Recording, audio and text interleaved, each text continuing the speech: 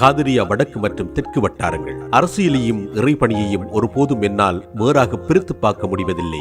இரண்டுமே சமூக பணிதான். அதனால் தான் இளைஞர்கள் சிறு வயது முதல் அரசியல் பிரவேசம் இருக்க வேண்டும் என்று சொல்லிக்கொண்டே இருப்பேன். ஏனென்றால் இளைஞர்கள் மக்கள் மீது அன்பு கொண்டு அரசியல் சமூக பணிக்கு வருவார்கள். அவர்கள்தான் நீடித்த அனுபவத்துடன் எதிர்கால தலைவர்களாக மாற்றமடைவர். 40 வயதுக்கு மேற்பட்டவர்கள் திடீரென அரசியலுக்குள் நுழைவது பணம் சம்பாதிக்கும் ஆசையிலும், 60 வயதுக்கு மேற்பட்டோர் புகழ் ஆசையிலும் அரசியலுக்குள் நுழைய ஆசைப்படுவார்கள் என்பது நெப்போலியன் ஹில்லின் கருத்தாகும். அவர்களால் நீடிக்க முடியாது என்பார்கள். அதனால் தன் அரசாங்கம் வேட்பு மனுவில் 5 இளைஞர்கள் கட்டாயம் உள்ளடக்கப்பட வேண்டும் என்ற நிபந்தனையை போட்டுள்ளது. மபாஸ் மற்றும் சப்ராஸ் இவர்கள் இருவரையும் நாங்கள் வேறாக பிரித்து பார்க்க நினைப்பதில்லை. காரணம், நாடு பூராகவும் ஏற்பட்ட வெள்ளப்பெருக்கின் போது எமது மக்களும் பாதிப்புக்குள்ளாகினர்.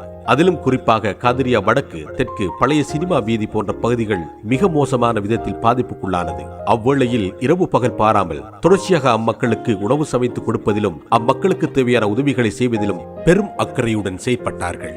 அவர்களின் களப்பணியினை பார்த்தபோது சுமார் 20 வருடங்களுக்கு முன்னர் நாங்கள் செயற்பட்ட நினைவுகளை மீட்டி பார்த்தது போலிருந்தது.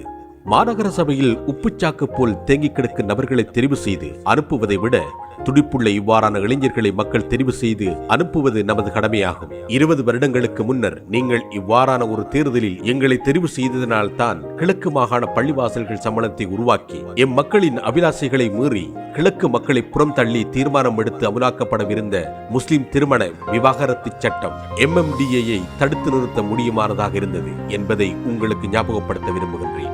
பிரார்த்தனைகளுடன் உங்கள் உடன்பிறப்பு SM சஃபீஸ்.